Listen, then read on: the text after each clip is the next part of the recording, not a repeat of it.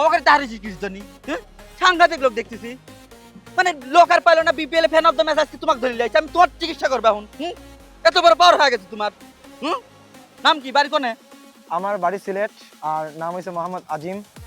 আর থাকি ওই পারের মাঝে সিলেটের মাঝে সিলেটের মধ্যে না সিলেট। সাংঘাতিক ম্যান অফ দ্য ম্যাচের কাছে যে সই করে ব্যাটটা নিলে অনুভূতি কিরকম প্রকাশ করো আমার খুবই ভালো লাগছে যে আজকে বিকেলে আসা যে মাঠে আসতে পারবো এটাই আমার অনেক ভালো লাগছে মুখখান নিচে খুলি কথা কওয়া যায় না ইনভাইটেশন লেটার দিয়ে তোমার মুখখান খোলা রাখবি দেখি বিশাল অবস্থা কি মানে অনুভূতি কিরকম কও আলহামদুলিল্লাহ কোন দলের সাপোর্ট করছিলে সেটা একটু প্রকাশ করো আমি সিলেটের হ্যাঁ সিলেটের সিলেটের সিলেট টাইটান্স কিন্তু যে হারিয়ে যে গেল ভাই কষ্ট লাগতেছে না